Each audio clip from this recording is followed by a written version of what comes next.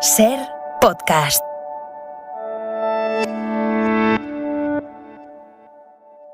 Arriba. Dentro de una semana, a esta hora, estaremos cenando en Nochebuena con nuestras familias y el gran debate ahora mismo es en todas las casas cuántos nos juntamos, quiénes nos juntamos, cómo nos juntamos, sin que eso sea una temeridad. Cada comunidad autónoma empieza a enviar mensajes por su cuenta de qué hay que hacer, qué sería mejor que hicieran los ciudadanos. Pero hasta el martes que viene, el gobierno y las autonomías no se van a volver a reunir para ver si consensúan algún tipo de recomendación hasta el martes que viene, o sea, cuando falten 3 días para la Nochebuena. Y sería en cualquier caso recomendación sanitaria porque no está sobre la mesa la opción de aplicar restricciones. Nos contaba Mariola Lourido a las 8 como algún consejero consultado por la SER ha manifestado que el mensaje de vacunar y prevenir que es en el que están insistiendo las autoridades sanitarias ahora mismo en España es completamente insuficiente ante el escenario actual de esta sexta ola creciente y el temor a una eclosión mayor aún de la que estamos viviendo ya de contagios por Omicron en los próximos días.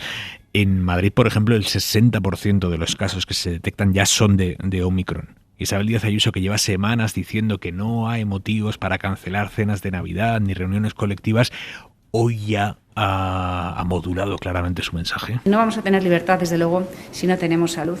Ahora vamos a vivir unas semanas complicadas con la nueva variante de Omicron, que, como estamos viendo, es muy contagiosa. En Cataluña hoy han dado un paso que por ahora no se plantea en el resto de España. Por ahora veremos qué hacen en los próximos días, que es que a partir del lunes todos los contactos estrechos de un positivo allí en Cataluña van a tener que hacer cuarentena, incluso aunque estén vacunados, que era algo que hasta ahora permitía no tener que hacer la cuarentena, el estar vacunado. Pues a partir del lunes en Cataluña todos los contactos estrechos van a tener que confinarse. Hoy en la SER, esta mañana con Ángels, en Hoy por Hoy, el presidente de la patronal COE, Antonio Garamendi, ha abogado por hacer obligatoria la vacunación. Pues sí, porque en el fondo no solo pones en riesgo, por ejemplo, a clientes, por ejemplo, sino que pones en riesgo también a tus compañeros. Es decir, imagínate un cocinero que no se quiere vacunar y todo el resto está vacunado, está poniendo en riesgo al propio negocio, porque además en cuanto alguien está enfermo, tienes que confinar a todo el mundo que estaba alrededor suyo. Por tanto, yo creo que por responsabilidad, de verdad, las vacunas es la clave. Y en Asturias, el presidente autonómico, Adrián Barbón, el presidente del Principado, está ingresado ahora mismo en el hospital por coronavirus y ha cedido temporalmente esta tarde la presidencia del Principado porque, según ha comunicado él mismo a través de un mensaje en redes sociales, o quien esté llevando la cuenta vaya, está empeorando. Adrián Barbón delega la presidencia en su vicepresidente Juan Cofiño. Esto ha obligado, entre otras muchas cosas, entiendo yo en Asturias, esto ha obligado a cancelar los planes del PSOE asturiano. Este fin de semana celebraron su congreso allí en Asturias con Pedro Sánchez, con Adriana Lastra. Al final lo han cancelado por razones obvias, pero han cancelado ese, porque hay más actos de partidos este fin de semana, actos multitudinarios, mientras a la gente se le pide contención.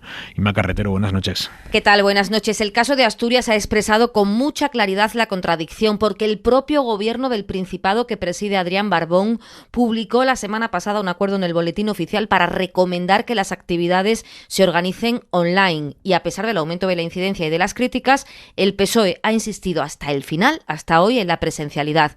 El PSC mantiene su cónclave. Salvador Illa, el ministro de la pandemia, va a ser líder de los socialistas catalanes en plena sexta ola, rodeado de unas 1.500 personas, pero esta misma tarde el partido ha extremado las precauciones. Harán pruebas de temperatura, pedirán el certificado COVID para ir a la barra de la cafetería, van a repartir FPP2. Hay un amplio catálogo de medidas para este congreso de 2 días. Los socialistas mantienen además los provinciales de Castilla y León y de Andalucía, que son menos concurridos, y lo que ha hecho el Partido Popular en Aragón es acortar su congreso regional. Se va a celebrar solo en la mañana del sábado y esperan ahí a 900 compromisarios procedentes de todas las comarcas aragonesas. Allí estará mañana en Zaragoza Pablo Casado y Pedro Sánchez irá a Barcelona a acompañar a Salvador Illa el domingo. Seguimos ahora mismo hablando de la pandemia, pero son las 10, las 10 y cuarto, las 9 y cuarto en Canarias, y nos escucha ya Carmelo González, el presidente del Comité Nacional del Transporte. Buenas noches, señor González. Hola, buenas noches. Y gracias por atendernos en este momento en el que se acaba de confirmar la desconvocatoria del paro que estaba convocado para la semana que viene de camioneros, porque se ha llegado esta noche a un acuerdo entre el gobierno y ustedes. Exactamente, ¿qué han pactado que les haya hecho desconvocar esta protesta? Bueno, yo creo que son muchos los puntos que se han conseguido solucionar en estos días de negociación y hoy con muchas horas de trabajo por parte del Ministerio y por parte nuestra.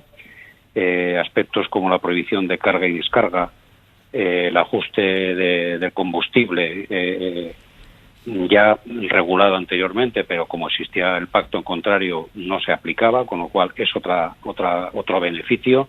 La devolución del céntimo sanitario de manera inminente, la aplicación durante la aplicación del gasóleo profesional, que ya sonaban tambores de que lo iban a quitar, con lo cual se han conseguido todas esas reivindicaciones, pactos con cargadores en cuanto a la carga y descarga, la habitabilidad de los profesionales, de nuestros profesionales, en zonas estándar donde puedan estar cómodamente esperando la carga y descarga. En fin, son un montón de cuestiones que entendemos que son positivas para el sector y que nos congratulamos por ello después de una negociación importante, documento que será firmado por el compromiso de la ministra de nuestro ministerio, con lo cual pues hemos terminado satisfechos en una negociación en el día de hoy, pues desde las 11 de la mañana hasta estas horas, con lo cual pues ha sido importante. Hay muchísimos camioneros que nos están escuchando ahora mismo, señor González, así que le voy a pedir si nos ayuda a ir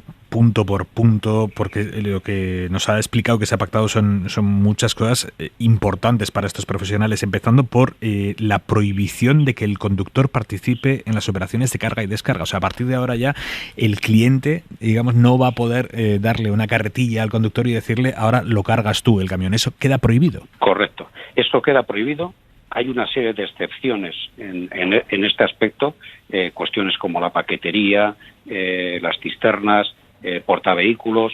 Estos se han excepcionado desde siempre, es un acuerdo del sector, pero eso que dice usted, ya no puede llegar un chofer de ruta, toma una carretilla y descarga usted. Esto estará prohibido en el momento en que se publique el Real Decreto, porque esto se aprobará por Real Decreto, con lo cual pues nos pasará un mes o poco más hasta que esto se apruebe y conseguiremos, por un lado, pues quitar esa penosidad que tenían los profesionales del sector hasta la fecha. ¿Les han dicho cuándo se va a aprobar este Real Decreto en Consejo de Ministros? Bueno, la intención, que no creo que lleguemos a tiempo, que este martes vaya a Consejo de Ministros.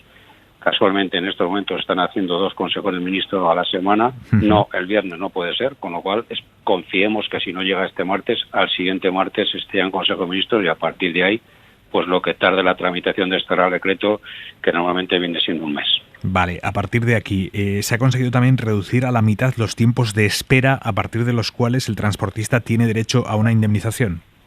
Correcto.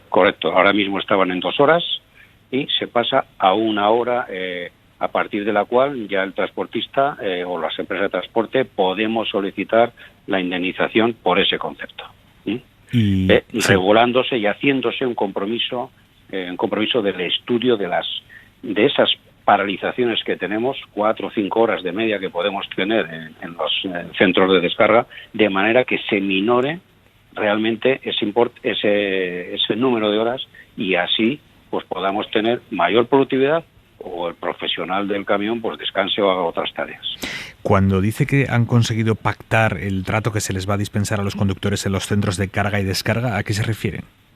Vamos a ver, por parte del Ministerio van a elaborar un cuaderno, procedimiento de trabajo en cuanto a buenas prácticas, a la cual se podrán acoger o se deberán acoger aquellas empresas que cumplan con esos requisitos, existiendo un apartado en el que se podrá conocer públicamente qué empresas están adheridas y quiénes no.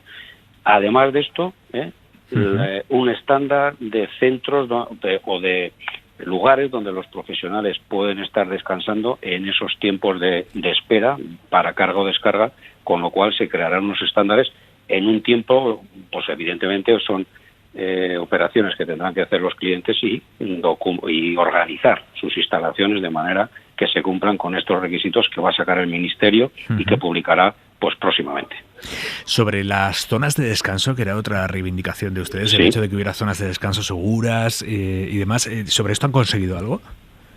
Con esto, al respecto, hay un volumen de 20 millones de euros para ese tipo de inversiones, que esto en España, y otros 100 millones de euros, pero estos 100 millones corresponden a toda Europa, con lo cual pues nos llegará a España la parte que corresponda. La realidad es que esto ya hay un estudio avanzado por parte del Ministerio y por parte del Comité Nacional, de manera que se van implantando estos lugares o aparcamientos seguros para que los profesionales puedan descansar, ellos seguros y las mercancías también.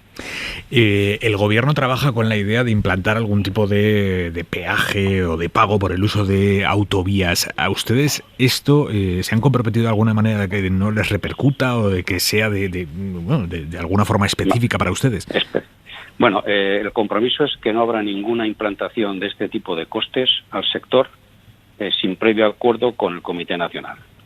Esto mantiene el compromiso que ya realizó el anterior secretario de Estado y la actual secretaria de Estado, con el compromiso además que buscaremos conjuntamente una fórmula de manera que sea repercutido a nuestro cargador en ese caso. En el caso de que se aplique, cuando se aplique, el importe será repercutido al cargador. A su cliente. A nuestro cliente, correcto. ¿Sobre el posible aumento de la capacidad de carga de los camiones? Bueno, ahí se ha debatido fuertemente porque uno de nuestros requisitos es que para poder entrar en el debate de las masas y las dimensiones de los vehículos era necesario que se comprometiese el Ministerio a buscar de qué manera analizamos los costes de las empresas y podemos poner algo, para que todo el mundo me entienda, algo similar a la ley agrícola que hay en estos momentos, pues algo similar para evitar que, aunque queramos ser todos muy sostenibles medioambientalmente, el primer objetivo que tenemos es ser sostenibles pero económicamente. Si no somos económicamente sostenibles tendremos un problema. Entonces, en eso se ha trabajado. Hay un principio de acuerdo en ese tema que habrá que lucharlo, habrá que pelearlo, lógicamente. Y por otro lado, en cuanto a masas y dimensiones, hay una reivindicación por parte de transportistas de paja y de animales vivos que pedían incrementar altura. Ahí se ha accedido. Y luego lo que se refiere a incremento de masas, a 44 toneladas, que es la reivindicación básicamente de cargadores, hay un periodo de negociación posterior a la publicación del Real Decreto de 9 meses para analizar en qué conceptos, de qué forma, de qué manera y con qué periodicidad se puede implantar algunas modificaciones, digo algunas modificaciones, no en términos generales, de manera que haya tranquilidad. O sea, si le entiendo bien, cualquier modificación en este aspecto se va a hacer progresivamente y solo para algunas especialidades de transporte. Correcto, y con el consenso del sector. Vale. Sobre el céntimo sanitario, me ha dicho, hemos llegado a un acuerdo para la devolución inminente del céntimo sanitario. ¿Cómo de inminente? ¿Y en qué términos? Bueno, el inminente es, según ellos, lo más rápidamente posible. Hay partidas que están pendientes, que en su día el Ministerio estimó en 200 millones de euros, que no sabemos en este momento, o no lo ha transmitido el Ministerio, si son menos de esos 200 millones, pero que van a aplicar recursos humanos y económicos, pues para que esto se devuelva inmediatamente a aquellas empresas que lo llevan reclamando y esperando muchísimos meses, por no decir años. Señor González, como le digo, hay muchos camioneros a esta hora escuchando la SER en ruta. ¿Qué mensaje les envía? Bueno, pues que yo creo que hemos conseguido temas que pueden ser baladí, pero que entiendo que la prohibición de carga y descarga, el ajuste de combustible, ya nos quita pues de medio un problema con lo que supone para nosotros el coste de combustible. Estamos hablando que para nosotros el combustible supone cerca del 30% de nuestra estructura de costes, y el incremento que ha habido este año, cerca de un 30%, y va subiendo, pues nos desarma nuestros resultados, con lo cual pues yo creo que es un mensaje de positividad. Tenemos que seguir trabajando, hay un compromiso con el Ministerio de seguir trabajando de cara a solventar otros muchísimos problemas que tenemos. Aquí no se termina, estamos hablando de la antigüedad media de la flota, estamos hablando de la penosidad de los conductores en cuanto al trabajo que desarrollan, tenemos que buscar que este sector sea atractivo para los profesionales que ya están y los que puedan venir en el futuro. O sea que yo digo que animo a todos los profesionales que nos puedan estar escuchando y animar a otros que no están en el sector que se unan a nosotros. Carmelo González, presidente del Comité Nacional del Transporte, muchísimas gracias por estar esta noche en Hora 25 en la SER explicando los términos del acuerdo al que han llegado hace unos minutos. Gracias, buenas noches. Muchísimas gracias a ustedes y disculpen porque después de no sé cuántas horas aquí ya la garganta está para pocas bromas. Muchísimas gracias y buenas noches. Le noto entre afónico y un punto emocionado también. Sí, pues porque la negociación ha sido complicada, ha habido momentos complicados, el Comité Nacional ha estado unido permanentemente, con lo cual también es una satisfacción que hayamos conseguido algo que históricamente se venía peleando, y yo creo que es positivo para el sector, pero aquí no se termina la negociación y la discusión, hemos empezado, simplemente. Señor González, gracias, buenas noches. Muchísimas gracias, adiós. Morillo, los logros laborales. Pues un acuerdo importantísimo. Yo creo que hay que celebrar que hayan llegado a este acuerdo, porque además esta mañana las partes no lo tenían nada claro. Es verdad que había mucha voluntad porque es una fecha importante y había un peligro de desabastecimiento y un problema si de verdad se producía este parón en el transporte y esta huelga de camioneros, pero lo ha contado muy bien el responsable. El Comité Nacional iba a una y no pensaba ceder en cosas que consideraban conquistas irrenunciables, ¿no? Así que yo me alegro mucho. Ser camionero no nos damos cuenta, pero en estos días que hemos visto reportajes y hemos leído cosas muy interesantes, es un trabajo muy duro, muy mal pagado, muy maltratado en muchas ocasiones y enhorabuena. Y lo que era tremendo era que después de hacerte no sé cuántas horas en ruta, llegaras al cliente toma y la te carretilla. dieran, toma el toro y cárgate tú el camión, Rico. Sí, sin duda. A ver, yo creo que había muchas de las demandas o reivindicaciones de los camioneros que eran justas. Esta que acabas de poner es un ejemplo. Áreas de descanso seguras es otro. En el tema del gasóleo, bueno, la verdad es que ya la ley permitía perfectamente que en los contratos que firman con sus clientes estableciesen, pues que se lo podían repercutir. Lo que pasa es que son las propias empresas, muchas veces de camiones, los que, renunciaban a esa cláusula para, tener una ventaja competitiva frente a otros, ¿no? Bueno, ahí tengo interés en ver cómo queda redactado en el Real Decreto, ¿no? Aparte de lo que nos ha explicado, que se explica, por cierto, de maravilla el portavoz con el que has hablado, pero bueno, tengo curiosidad por ver cómo queda la letra pequeña, ¿no? Y luego yo creo que hay un tema en el que la postura de los camioneros era de Máximos, o de la patronal, para ser exacto, era de Máximos, que es lo de no a la euroviñeta, y yo ahí, además, no es que no lo comparta, yo lo que comparto es que hay que abrir un debate serio sobre cómo se mantienen las autopistas, las autovías y las carreteras en España, porque ahora se está haciendo vía presupuestos, básicamente, o sea, lo pagamos todos, utilicemos o no esas carreteras, y yo creo que hay que ir en la línea en la que se va en tantos otros asuntos, y que la Unión Europea empuja también en esa dirección, que es el que la usa, o el que usa una infraestructura de este tipo, pues que pague por ella, ¿no? O igual que el que contamina paga, ¿no? O sea, pago por uso, o si contaminas pagas. Yo creo que ahí hay que abrir un debate. Seguro que se pueden encontrar. La inmensa mayoría de los países de la Unión Europea ya tienen cobro por euroviñeta, y yo creo que sin demagogias y sin populismos hay que abrir ese debate. Por lo demás, y con esto concluyo, me alegro enormemente de que se haya llegado a un acuerdo, lógicamente, y para estas cosas son para las que debería servir la política y a la que deberían dedicar la mayor parte de su tiempo los políticos. Juan Manuel de Prada. Pues no, me adhiero a la opinión de mis compañeros, ¿no? Yo creo que siempre es un motivo de alegría que haya entendimiento y concretamente el que se haya desconvocado este paro en estas fechas, pues motivo mayor, ¿no? me da la impresión efectivamente que todavía habrá muchas cosas que discutir, ¿no? y que entrar en detalles y probablemente muchos de los temas que iban a llevar a los transportistas a este paro pues van a tener que colearán durante los próximos meses o años, pero me parece que es una noticia de la que todos nos debemos alegrar. Venga, hacemos una pausa y seguimos.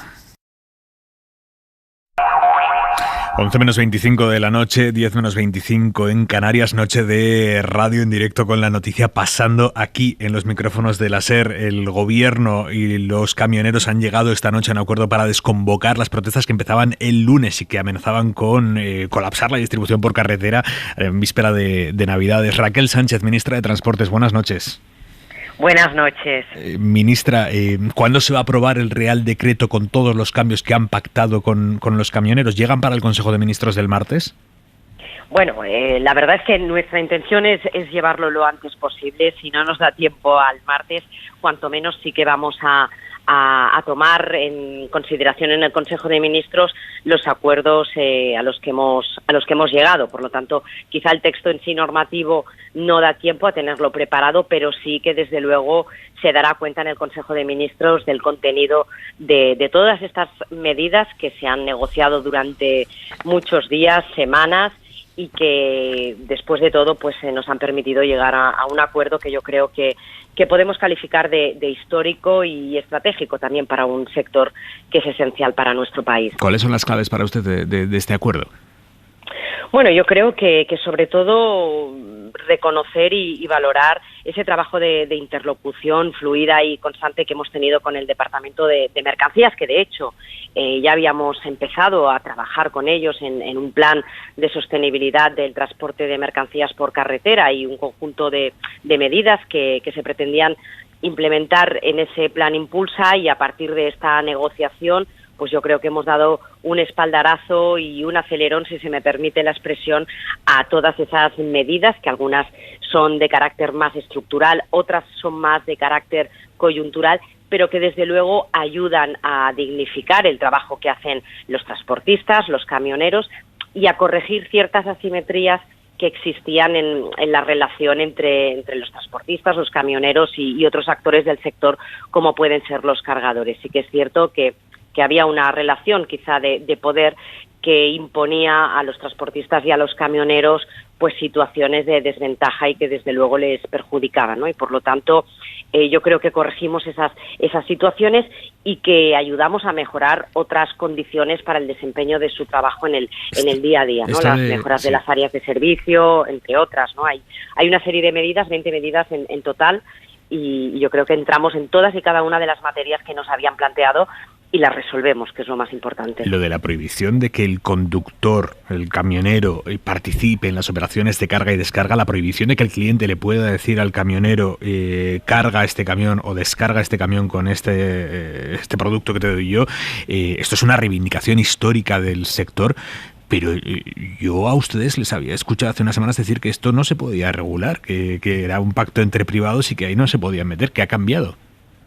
No, desde luego sigue siendo un pacto entre privados, pero sí que desde luego la ley puede clarificar las condiciones de ese pacto, ¿no? De hecho, la ley establecía que eso era una obligación del cargador, salvo que pacto en contrario se produjese ese acuerdo. Lo que la realidad ha demostrado es que pues de hecho se producía pues al final una cierta imposición, ¿no?, de los cargadores, y por lo tanto eso ha conllevado una modificación legislativa en ese sentido.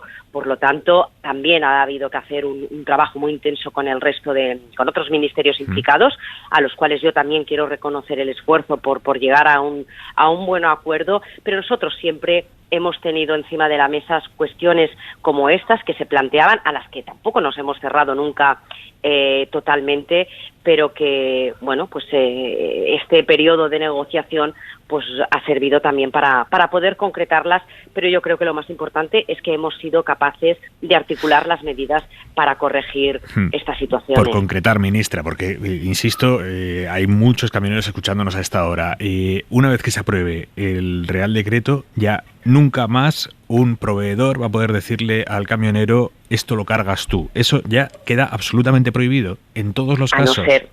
Claro, a no ser que lo pacten y en este caso pues sí que haya una retribución aparte de lo que es el contrato del transporte, pero evidentemente en virtud de ese contrato del transporte no se puede imponer y queda absolutamente prohibido. Hay determinadas excepciones que se establecerán, por ejemplo, ¿no?, en contratos que son relativos al transporte de paquetería o al transporte de mudanzas, que la propia actividad del transporte conlleva esa carga y esa descarga. Pero serán excepciones muy tasadas, muy limitadas, que además han sido acordadas, insisto, con el sector, con los transportistas, y que por lo tanto cubre esa demanda que hacía el sector. Entonces se va a poder pactar entre las partes con un pago extra, digamos, o sea, cobrándolo al margen.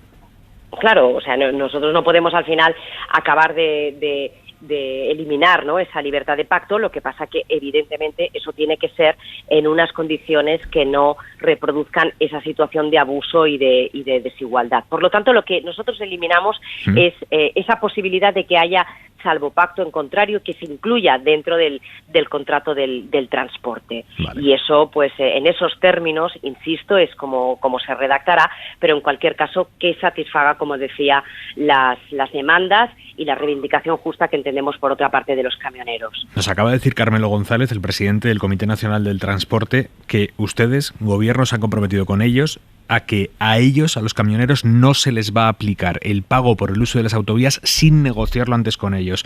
¿Esto es así? Esto es así y es lo que siempre hemos mantenido. Mire, yo siempre que hemos hablado de esta cuestión, de la tarificación de la red viaria, siempre lo hemos dicho, que no se va a aplicar si no conseguimos pues ese necesario consenso entre todos los agentes que intervienen directamente afectados, y uno de los más directamente afectados obviamente es el de los transportistas. Por lo tanto, ese es un compromiso que no es nuevo de ahora, pero que, en fin, merece la pena recordarlo y dar esa certidumbre y ese compromiso a los transportistas. Pero en cualquier caso va a ser así. ¿Esto se va a negociar en 2022? ¿En 2022 vamos a tener pago por uso en las autovías?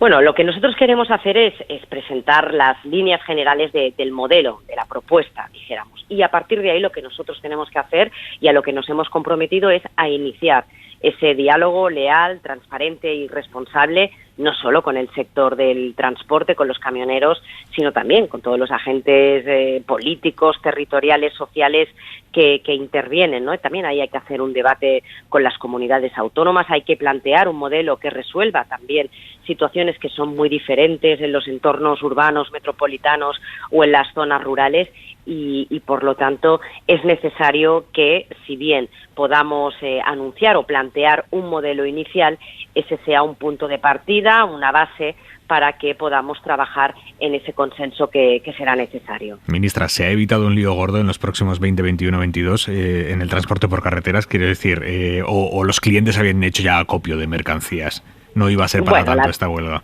Bueno, había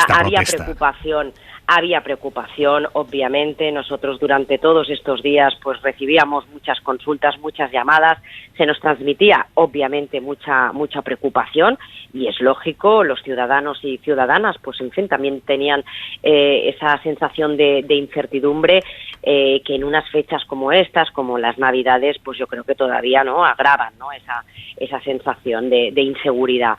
Desde luego, yo creo que hemos evitado pues en fin unos días de cierto colapso que no eran deseables, pero desde el primer día hemos trabajado, como lo decía, para conseguir un acuerdo, y yo creo que podemos estar muy satisfechos e, insisto, yo reconocer este conjunto de medidas que son históricas, que demuestran la voluntad de este gobierno de pactar, de dialogar, siempre de intentar, ¿no?, que además en este proceso de recuperación que estamos abordando, la recuperación llegue a todo el mundo, que en fin, hay situaciones y causas coyunturales que afectan a todos los sectores, pero nuestra voluntad siempre es la de dialogar y la de poder llegar a acuerdos. Y esto es un ejemplo, como es también la desconvocatoria ayer mismo de la huelga convocada por trabajadores de Enaire, que también conseguimos desconvocar, no ha tenido tanta repercusión, pero que yo creo que también es una muestra del buen hacer, del talante negociador y de un gobierno que responde y que actúa. Raquel Sánchez, ministra de Transportes, gracias por atender la llamada de la SER en directo, ¿no? Unos minutos después de que se confirmara la desconvocatoria del paro nacional de camioneros previstos para esta próxima semana. Ministra, gracias. Pues, muchas gracias a vosotros, muchas gracias, buenas noches. Noche de radio atravesada, como digo, por la noticia. Entramos ahora en la crónica política, en la crónica del fango, con el PP apuntando contra Nadia Calviño con una intensidad inusitada. Pero antes, la imagen del día. Juan Carlos I reapareciendo en público en Abu Dhabi, dejándose ver en un partido de Nadal en pleno debate aquí en España sobre su posible regreso. Fernando Garea, buenas noches. ¿Qué tal? ¿Cómo estás? Garea, habéis publicado vosotros en el Periódico de España la foto del emérito esta tarde en el partido de Nadal contra Andy Murray. Cuéntanos la intrahistoria que hacía Juan Carlos I ahí. Bueno, hemos publicado el vídeo.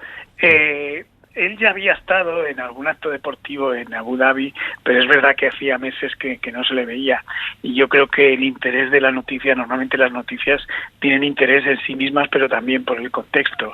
Y el contexto es una persona al que hacía meses que no se le veía, no sabíamos en qué situación estaba, y el contexto de el archivo en Suiza de la investigación y la polémica sobre si quiere venir a España o no, que parece que sí. Y lo que sirve para mostrar es que efectivamente no tiene ningún empacho en mostrarse en público. Vemos en el vídeo que hemos publicado el despliegue de escoltas de policías españoles que le acompañan, y yo creo que ese es el valor que tiene el vídeo. Garea, un abrazo, compañero. Un abrazo, amigo. Queda una semana para el mensaje del rey de Navidad, exactamente dentro de una semana. Hoy el gobierno ha vuelto a insistir en su estrategia de trasladar a Zarzuela cualquier decisión sobre una hipotética vuelta del emérito. Isabel Rodríguez es la ministra portavoz. Respetamos las decisiones de la Casa Real. Desde luego el gobierno no trabaja con hipótesis, y en la lealtad institucional y de buenas relaciones que mantenemos respetaremos cualquier decisión que adopte la Casa Real al rey. Isabel Morillo, esta estrategia del gobierno de dejar en manos de Felipe VI explícitamente cualquier decisión sobre lo que termine pasando con su padre, con el emérito, ¿anticipa movimientos respecto a un posible regreso, consideras? Hombre, yo creo que el hecho de que hoy el rey se haya dejado ver de esta manera en pleno debate sobre su vuelta nos confirma lo que ya sabemos, ¿no? Que él ha trasladado que quiere volver a partir del 5 de enero y que quiere volver a España además con normalidad, ¿no? Con sus asignaciones, viviendo en un edificio público, en fin, con su trato de rey emérito que sigue teniéndolo, ¿no? El problema lo tiene el gobierno por mucho también que lo traslade a la Casa Real. Yo creo que la estrategia del gobierno, efectivamente, es decir, esto es una cosa del actual rey Felipe y es el rey Felipe VI el que tiene que decidir, la Casa Real la que tiene que mover ficha. El gobierno está convencido de que cuando se archive las investigaciones que tiene la Fiscalía en marcha, la propia Casa Real dará el paso de abrir un capítulo político de reformas legales. Yo creo que el gobierno confía en que haya ciertas reformas.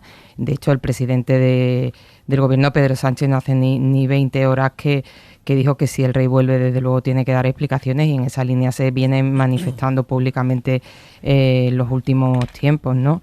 Yo creo que el rey terminará volviendo, aunque no veo que sea tan fácil, y va a ser difícil de digerir en una parte de la opinión pública, porque creo que la imagen de la Casa Real está deteriorada, pero desde luego la imagen del rey emérito está muy, muy, muy, muy tocada, sin quitarle todos los méritos que tuvo en la transición, pero está muy tocada porque las irregularidades que han salido a la luz sí que son graves, claro que lo son. Juan Manuel de Prada.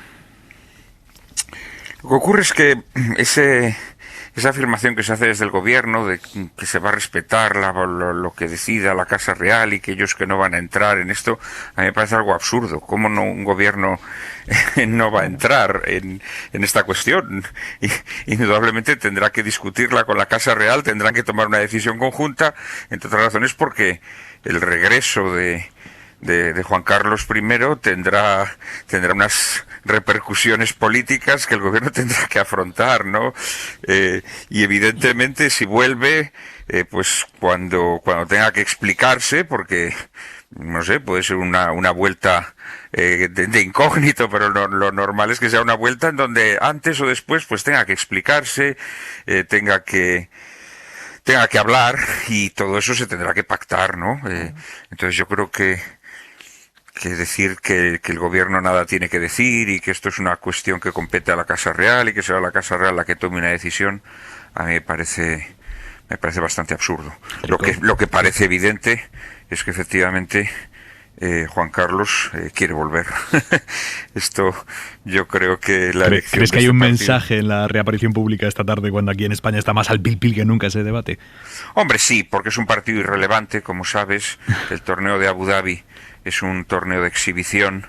Realmente era casi un partido como de viejas glorias, ¿no? Murray y Nadal, no porque Nadal sea vieja gloria, sino porque Nadal lleva 4 meses sin competir, está totalmente desentrenado, y evidentemente era un partido de rodaje, era un partido de entrenamiento, con un jugador que está absolutamente fuera de todas las previsiones, digamos, de competición deportiva, como Murray, ¿no? Entonces yo creo que sí, yo creo que es un acto muy calculado para que su presencia no pase inadvertida, ¿no? Rico. A ver, yo creo que es calculado también que sea Nadal, ¿no? Probablemente el deportista o uno de los deportistas españoles que mejor imagen tienen, ¿no? Entonces, bueno, con quien te gusta que te relacionen, pues también tiene su importancia, ¿no? Y yendo al fondo del asunto, yo efectivamente quiero que el gobierno, en este caso y en cualquier otro, es el gobierno de todos los españoles, me diga qué opina sobre las cosas. Entonces yo creo que tiene que opinar sobre esto y no dejar solo la estrategia en manos de Zarzuela. Yo entiendo que así con el lenguaje llano, pues que digan, oye, que este marrón se lo coman ellos, pero no es así. El gobierno no tiene áreas donde pueda delegar y decir que no tiene opinión. Dicho lo cual, a mí el debate sobre si viene o no viene me interesa nada. Por mí, quiero decir, si viene y no va a dar explicaciones, pero explicaciones detalladas, no explicaciones tipo no volverá a ocurrir, como cuando el vergonzoso episodio del elefante. Si viene y no va a dar explicaciones, o la alternativa es que se vaya a las Caimán o a Jersey o a las Islas Vírgenes y dé explicaciones detalladas, pues yo entonces quiero que el rey defraudador confeso se vaya a alguno de esos paraísos fiscales. Entonces, para mí ese es el debate. Donde quiera residir me es completamente indiferente, porque total, lo relevante es lo otro. Y eso sí, todos los cañones están enfocados, con muchísima razón, en Juan Carlos de Borbón. No es que sea el momento, es que ya llegan con años y años de retraso la transparencia de la casa del rey actual. ¿Qué sabían sobre las andanzas de su padre? ¿Y cuándo se van a reformar las leyes de una vez? No voy a emplear la terminología del señor Casado en el Congreso. ¿Cuándo se van a reformar para incrementar la transparencia? Llevamos 10 años escuchando la cantinela de la transparencia, no se ha dado ni un paso. Y esa cantinela de la transparencia, por cierto, se la acabamos de volver a oír al gobierno, que hizo muy bien diciendo que se requieren explicaciones, pero que vuelve a hablarnos de una supuesta transparencia que es una broma. ¿Pero qué pasos concretos puede dar en aras a la transparencia, Rico? ¿Cuál es el patrimonio de los miembros de la Casa del Rey? ¿Por qué yo sé el patrimonio del presidente del gobierno, de los ministros, que lo tienen que publicar en el BOE, y no sé el de los miembros de la Casa del Rey, por ejemplo? Morillo, ibas a decir algo, ¿no? No, que creo que se pueden dar muchos pasos. De hecho, hay monarquías europeas a nuestro alrededor que son muchísimo más transparentes. Dinamarca, Holanda, en fin, se pueden mejorar muchas cosas. Yo sí creo que este rey actual ha cambiado cosas, que la institución es más transparente que sin duda en los años 80 o los años 90, las ha cambiado, admitámoslo, empujado por unas circunstancias que o las cambiaba o desde luego la Casa Real está abocada a la desaparición. ¿Pero cuál es, Isabel? ¿Qué ha cambiado? Bueno, sí, sabemos más, ¿no? Se han retirado asignaciones a determinados miembros de la familia que antes sí cobraban. Eso no tiene nada que ver con transparencia. Bueno, sabemos lo que cobran, sabemos en qué no gastan, ¿no? Siempre hemos sabido tanto. No, lo que cobran... A ver, sabemos cuál es la asignación presupuestaria, que eso lo sabemos desde los años 80, entre otras cosas porque van los presupuestos. No sabemos, porque no hay forma de saber el coste real de la Casa del Rey, porque como las partidas se disfrazan en diversos ministerios, pues no lo sabemos. Es que yo cuando escucho, no, es que ha mejorado mucho en transparencia. Oye, ¿en qué? Hombre, yo creo que algo ha mejorado, yo no he dicho mucho y creo que bueno, hay muchísimo... pero que estoy de acuerdo contigo en que hay muchísimo que mejorar. Me parece a mí que no sé si es una cuestión solo de imagen, pero la actual Casa Real, yo creo que el rey ahora mismo tiene un tratamiento incluso diferente que el que tenía su padre, ¿no? Y así nos ha ido. Y hay cosas que pueden mejorar, no solamente la transparencia, yo creo que también, por ejemplo, el tema de la inviolabilidad, que a mí me parece importantísimo, que efectivamente sea inviolable, pero para según qué cosas, ¿no? Hay cosas que se pueden adaptar al siglo XXI, por supuesto que sí, y además estoy convencida de que, aunque el gobierno no lo verbaliza y no lo dice, porque efectivamente está escondido y prefiere decir, pues que resuelva Zarzuela y que ellos decidan lo que hay que hacer, pero claro... que la vicepresidenta saliente, o sea, Carmen Calvo, tenía un plan y reformas en marcha que había hablado con la Casa del Rey. Eso ya lo sabemos todos, ¿no? Y hay muchos cambios que se pueden hacer y el gobierno espera que Felipe VI, cuando decida si quiere volver su padre, que creo que lo decidirá cuando se archive la investigación de la Fiscalía, tendrá que tomar medidas antes de que Juan Carlos vuelva como si nada hubiera pasado. O sea, yo lo que no me imagino es la vuelta del rey emérito tranquilamente como si nada hubiera pasado, porque sería un error de bulto. Venga, seguimos, hora 25.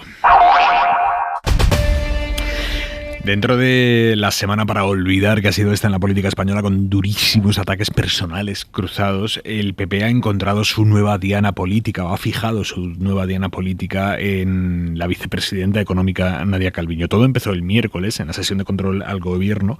Casado acusó al Ejecutivo de tapar casos de abusos sexuales a menores tuteladas en Baleares o en la Comunidad Valenciana. Horas después, en un acto en el que coincidieron Calviño y Casado, la vicepresidenta le dijo al líder del PP que se había quedado descompuesta al escuchar esa acusación por el nivel al que estaban llegando sus ataques. Y según el PP, Calviño después se acercó a Martínez Almeida, alcalde de Madrid y portavoz del PP, y le dijo que su jefe, Casado, es un desequilibrado, cosa que el equipo de Calviño niega. Pues bien, a raíz de eso, Casado apunta con todo contra Calviño. Yo sabía de Calviño que era una defraudadora fiscal. Utilizó una sociedad instrumental y la utilizó para comprar su mansión de 300 metros cuadrados, defraudando decenas de miles de euros. Pues yo le digo, señor Sánchez, eche mañana a la señora Calviño porque ha creado una sociedad instrumental para comprarse una casa y defraudar impuestos. A lo que se refiere Casado es a que Calviño y su marido usaron una sociedad para comprar una casa en Madrid en el 2000, algo que es legal, pero que va contra los estándares que había fijado Pedro Sánchez en su día cuando dijo que no tendría a nadie a su lado que hubiese usado una sociedad para pagar menos impuestos. Calviño, esto lo publicó ABC en su día, y Calviño aclaró que ella se había desvinculado de la sociedad en 2004, unos años antes de irse a Bruselas como alta funcionaria. Pero más allá del tema de la sociedad, Casado no circunscribe a eso sus ataques a Calviño. Sabíamos también que la señora Calviño era la ministra de Economía más incompetente de toda la historia de España. Y sabíamos también que la señora Calviño es la peor ministra de Economía de toda la Unión Europea.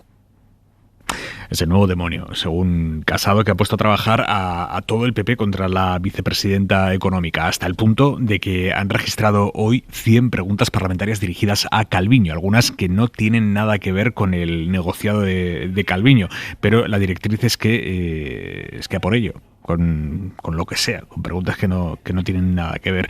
Vuestro análisis de este redireccionamiento que está haciendo el PP de sus ataques, apuntando con todo ahora hacia la vicepresidenta económica. Rico.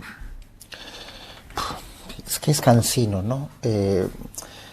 A ver, yo no sé si tuvo lugar o no el que Calviño le llamase desequilibrado en privado, ¿no? En una conversación privada. Que en todo caso bueno, se supone que venía por una conversación acalorada antes entre los dos, reprochándose cosas. Bueno, pues si le llamó desequilibrado, que el equipo de Calviño lo niega, pues no es lo más afortunado, pero es una conversación privada, ¿no? Es que Casado es que no es creíble, es que está en la hipérbole permanente, ¿no? Calviño es la peor ministra de Economía de la historia de España. A ver, a mí, para mi gusto, es en muchas cosas pues casi de centro-derecha si te descuidas, Calviño, ¿no? No es la ministra más claramente izquierdas del gobierno, sin ninguna duda, pero la peor ministra de la historia de España. Es que Casado es todo así, es que no, realmente no sabes cuál es el sentido de Estado que se le supone, aunque sea jefe de la oposición, ¿no? Digo el sentido de Estado porque, entre otras cosas, dijo que el sentido de Estado es decir la verdad a los españoles. Yo creo que es prácticamente imposible encontrar un discurso de Pablo Casado donde no haya mentiras enormes, o sea, no interpretaciones, no, mentiras escandalosas, y es todo así. Entonces yo realmente me declaro agotado respecto a analizar los discursos de Casado, porque ya no es que sean, es que sobrepasa muchas veces a la extrema derecha, pero ya no es el contenido, es eso, es el tono. Es que yo sinceramente dudo que muchos votantes del PP se sientan cómodos con ese tipo de discursos. Hoy ha sido Núñez Feijóo el que ha sido más explícito que nunca pidiéndole a Pablo Casado que baje el listón. Lo verdaderamente revolucionario es la serenidad, es el sosiego. Muchos ciudadanos se preguntan con frecuencia ¿por qué tenemos que vivir en esta tirantez política permanente? Y la solución es hacer una política serena, una política sosegada, como la que hacemos en Galicia. Por eso, Pablo, yo te invito no solamente a que vengas a Galicia, sino a que mires a este córner de Europa. Porque mejor que la tensión, mejor que la división, mejor que la agitación de otros lugares, es mucho mejor la serenidad y la unidad de Galicia. Después de estas palabras de Feijóo, le ha contestado Pablo Casado. Sin ánimo de crispar, si Sánchez pide dimitir con un 8%, ¿por qué no dimite él si sube la luz un 500%? ¿No podemos hacer oposición? ¿Tenemos que decir que va todo muy bien? Pues no. No puede ser que en política dé igual mentir que decir la verdad. No puede ser que nos intenten amordazar en aras de no sé qué moderación, cuando nuestra obligación es decir la verdad a los españoles. Sobre la moderación no solo se la pide Feijóo. Feijóo hace público lo que muchos dirigentes territoriales del PP están expresando en privado. Mariela Rubio, buenas noches. ¿Qué tal? Buenas noches, Aimar. Sí, las palabras de Feijóo representan lo que creen en los sectores más moderados del partido, donde recelan de la estrategia de Casado y no solo alertan del riesgo de mimetizarse con la agitación de Vox, sino que consideran que puede resultar perjudicial para las estrategias populares en territorios como Castilla y León o Andalucía, que pueden afrontar pronto citas electorales. Así, en los entornos próximos a Moreno Bonilla y a Fernández Mañueco, considerados como Feijóo varones moderados, no se oculta que cuanto mayores sean los decibelios de la oposición nacional, más difícil será para ellos marcar perfil propio en el ámbito autonómico. Temen, en definitiva, verse arrastrados a una espiral de polémica política nacional que desdibuje e interfiera con sus discursos en año electoral. La voz de Feijóo no es única, por tanto, en el partido, pero desde Génova están decididos, aseguran, a seguir en la línea y el tono inaugurado por Casado esta semana. Después de meses en los que la guerra interna con Isabel Díaz Ayuso ha silenciado la labor de oposición de Casado, en la dirección se congratulan porque los mensajes de su líder han vuelto a primera línea, han vuelto después de mucho tiempo a los titulares. Aunque para ello haya que vincular al partido del gobierno, a los partidos del gobierno, con estos hechos que Casado atribuye a la realidad lingüística en las escuelas catalanas. Escuchad. ¿Se puede tolerar de verdad que a un niño de 5 años se le pida apedrear, aislar en clase? ¿Se puede tolerar que haya profesores con instrucciones para no dejar ir al baño a niños porque hablan en castellano? ¿Se puede tolerar que haya niños que por hablar castellano en el recreo les metieran piedras en la mochila? ¿Se puede tolerar que a los hijos de la Guardia Civil y de la Policía Nacional se les señale en clase y se diga que esos niños no pueden estar integrados? Pues eso es lo que está haciendo no solo Esquerra Republicana y Junts pel Cat y la CUP, sino el partido que les hace imprescindibles a nivel nacional, que es el Partido Socialista. Juan Manuel de Prada. Bueno, vamos a ver, yo creo que Pablo Casado efectivamente adopta a veces un lenguaje chirriante, un lenguaje hiperbólico, es verdad que no controla los instrumentos retóricos, pero yo no veo en absoluto mal que en la política tenga cierto grado de hipérbole. Es decir, una persona puede defender ideas moderadas, sin embargo su expresión puede ser acalorada o puede ser hiperbólica. Aquí, por ejemplo, en este último fragmento que has puesto, es evidente que él hace un vínculo entre esos profesores que han tenido comportamientos lamentables y aislados, pues hace una proyección a que esos profesores están amparados por los partidos independentistas y que a su vez el gobierno, al necesitar esos partidos independentistas, pues de alguna manera está legitimando que a un niño no le dejen ir al servicio por hablar español, ¿no? Evidentemente es una cosa que cae por su propio peso. Entonces yo creo que uno enjuicia el discurso de un político y sabe dónde está desbarrando o dónde está simplemente incurriendo en una exageración, ¿no? Pero a mí no me parece mal, por ejemplo, que Pablo Casado recuerde que efectivamente la señora Nadia Calviño compró una casa con una sociedad creada ad hoc, una sociedad instrumental y con 2 testaferros. Esto es una cosa que se sabe y que supuestamente es una argucia legal que está permitida, pero bueno, más allá de que Pedro Sánchez dijera que él no permitiría que en su gobierno hubiera ministros con sociedades instrumentales y luego lo permitió, pero yo creo que es una cosa que sí es bueno que se sepa, ¿no? Entonces yo creo que hay que distinguir en cada caso, pero yo creo que muchas veces cuando se hacen apelaciones a la moderación, como la que ha hecho el señor Feijóo, yo creo que muchas veces también se está jugando a pues a una condescendencia de quien, bueno, trata de mirar las cosas desde una altura, desde una elevación, pero que no responde a la realidad de la política, ¿no? O sea, muy probablemente, pues sí, para un dirigente gallego, para un dirigente andaluz de derechas, pues necesita que todo esté como una balsa de aceite, pero la política nacional tiene otros registros. Y yo no sé si esta escalada de Pablo Casado se debe a que se ha enfadado porque ha sabido que Nadia Calviño lo ha calificado de desequilibrado o a otras cuestiones. Yo creo que Pablo Casado es una persona que no encuentra el tono, más que nada porque su agitación verbal no se corresponde con un fondo potente, un fondo convincente.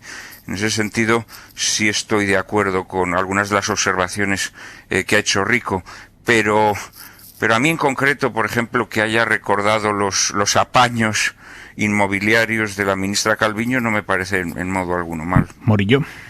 Que el tono de Casado se debe posiblemente a lo mismo que el tono de Feijóo o el tono de Moreno, a las encuestas, que es lo que guía ahora mismo a todos los políticos. El PP sabe en Génova que los últimos tracking, que están muy pendientes de las encuestas, como todos los partidos políticos cuando no están en el gobierno, señalan que ese nuevo ciclo político que se aventuraba o se daba por seguro para España ya no está tan claro, que la guerra interna que mantiene Casado con Ayuso les está pasando factura entre sus electores y que hay un partido que se llama Vox que le sigue comiendo terreno, incluso en esas comunidades donde prefieren un tono moderado como es Andalucía, que hay muchas encuestas en las sedes de los partidos que dicen que Vox no está estancado, sino que sigue subiendo de los 12 diputados que alcanzó en las últimas elecciones autonómicas, ¿no?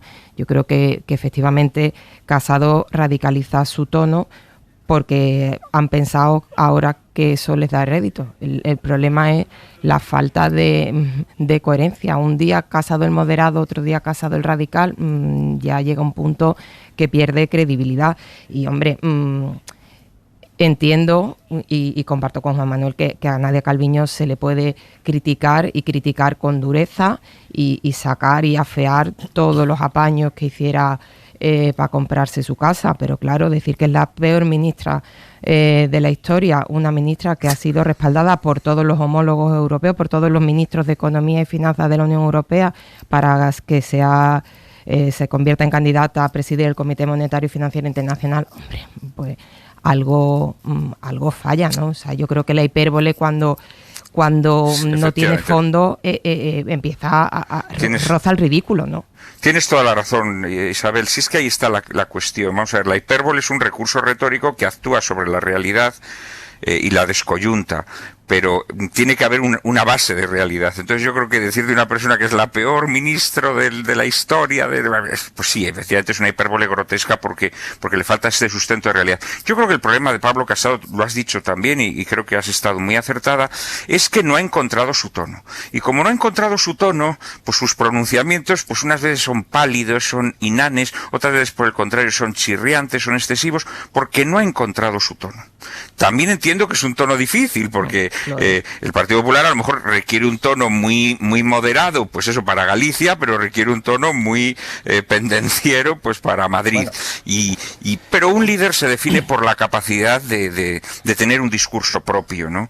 Y yo creo que esto efectivamente es a lo mejor lo que se le puede achacar a Pablo Casado, sumado a los nerviosismos propios de la situación que vive el Partido Popular con este enfrentamiento con Ayuso, ¿no? Sí, no, bueno, el Feijóo moderado, por cierto, es un Feijóo moderado ahora. Cuando estaba en la oposición en Galicia, hizo una campaña vergonzosa, basada en mentiras escandalosas sobre el que entonces era vicepresidente de la Xunta. O sea que también, porque a veces en Madrid dibujamos a un Feijóo que es casi una hermanita de la caridad, y ahora, había que verlo hace unos años en la oposición. Y luego, a ver, una cosa es la proyección, otra cosa es la hipérbole y otra es la mentira escandalosa. El corte que habéis puesto sobre lo de Cataluña es simplemente mentira, es introducir odio por el odio, es dividir a la sociedad y es hacer política basura. La Generalitat ha anunciado esta noche que sus servicios jurídicos están estudiando si tomar algún tipo de medida ante esas palabras de Casado. Por cierto, Rico, publicáis hoy en Infolibre los planes del gobierno para cambiar el modelo de las residencias de ancianos en España y plantean limitar las residencias de mayores a un máximo de 50 plazas. Sí, es un primer borrador del Ministerio de Derechos Sociales, que está compartiendo en las negociaciones con agentes sociales y con organizaciones de familiares. Es una de las medidas, es un documento con 40 páginas. Yo creo que esa es una de las más acertadas. También que las residencias tienen que estar emplazadas en suelo urbano, que se mejoren las ratios de personal o que exista una atención libre de sujeciones. También que los resultados de las evaluaciones sean públicos. Es un primer borrador. Yo creo que también tiene algunas lagunas. Creo que es muy mejorable el tema de los inspectores, tal y como está redactado, o yo echo en falta que se establezca un porcentaje mínimo de habitaciones individuales, pero bueno, yo creo que es un esfuerzo que no se había hecho hasta ahora, que es un primer borrador que se va a negociar. La idea del Ministerio es llevarlo en febrero o marzo a la conferencia de las comunidades autónomas, que es donde se tiene que aprobar, porque luego son las autonomías quienes tienen que aplicarlo, pero yo creo que va en el camino correcto y me alegro de verdad de que bueno, este tema ocupe un lugar que debería haber ocupado hace muchos años en los debates políticos y con todos los implicados en el sector, obviamente. Brevísimamente, porque no tengo nada de tiempo, Morillo de Prada, pero este es uno de los retos a afrontar clarísimamente, urgentemente, de Prada. Sin duda. Y es evidente que las residencias de ancianos pues se han convertido en morideros, ¿no?, durante la crisis del coronavirus, y es evidente, por tanto, que hay que revisar el concepto, ¿no? También es verdad que habrá que ver si una residencia para solamente 50 personas y con unas exigencias en cuanto a personal y dedicación es viable en términos económicos, ¿no? Pero yo también diría que hay que introducir una reflexión en la sociedad. Y en este sentido creo que también los poderes públicos tienen que potenciar esta reflexión. Y es que tenemos que recuperar el sentido de las obligaciones naturales. Y bien sé que hay ancianos que no pueden ser cuidados por sus familias porque padecen enfermedades que exigen un nivel de atención que unas personas no formadas específicamente para los cuidados sanitarios no pueden prestar. Pero también es verdad que hay muchos ancianos que están en las residencias porque sus familias no quieren hacerse cargo de ellos. Entonces se tienen también, creo yo, que encontrar fórmulas, ¿no?, de apoyo público para que muchas familias puedan hacerse cargo de sus ancianos. Morillo. Ayer dio el gobierno un dato en el Parlamento andaluz que me llamó mucho la atención, porque además esto es una herencia socialista, esto no es del actual gobierno. En Andalucía hay 442 residencias de ancianos ¿Cuántas crees que son públicas? De 442. ¿Cuántas? 14. O sea, que es que aquí se ha ido a un modelo de concierto con empresas privadas, sin regulación, sin control, y ahora la pandemia nos ha revelado que ahí hay un monstruo y es complicado porque es que nos reúnen en muchos casos condiciones mínimas de dignidad. Venga, antes de despedirnos... ¿Pero qué broma es esta? Con Miguel Ángel Aguilar.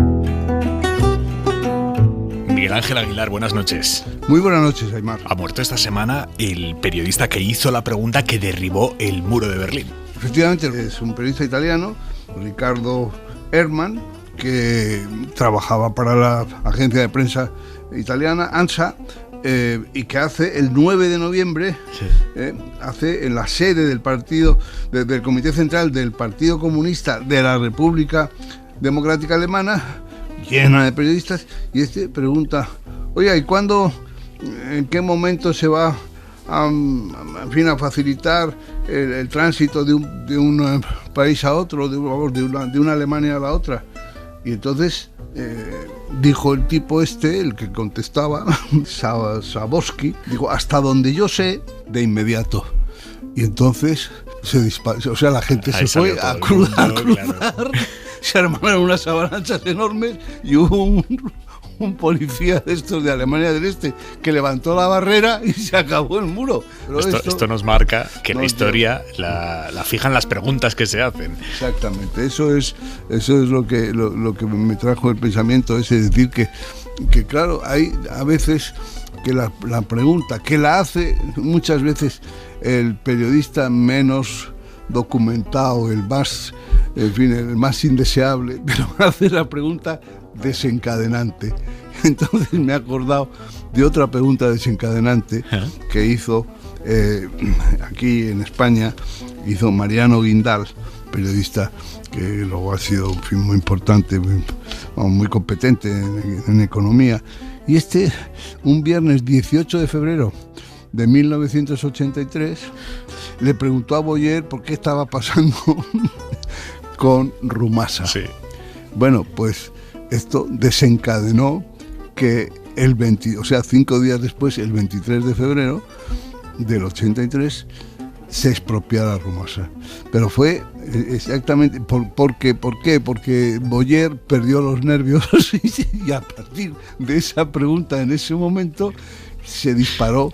El asunto venía de más atrás, ¿no? Pero se disparó con esa velocidad y el 23 se expropia Rumasa, ¿no? Es impresionante.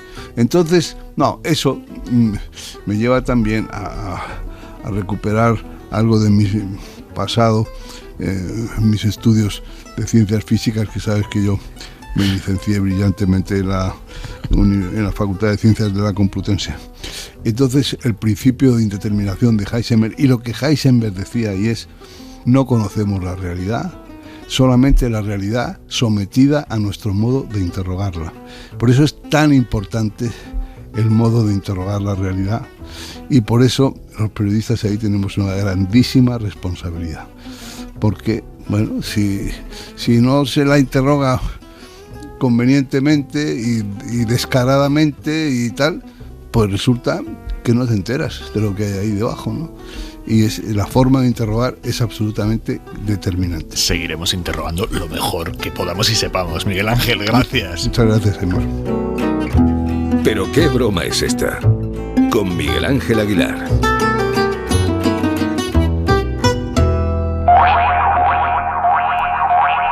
Ponemos así el broche a este Hora 25 de viernes. Juan Manuel de Prada, Manuel Rico, Isabel Morillo, un abrazo fuerte a los tres. Un abrazo, hasta cuidarse. Pronto. Y a ustedes Feliz que nos Navidad. Igualmente, a ustedes que nos están escuchando desde casa, nos encontramos aquí el lunes a las 8 de la tarde. Descansen.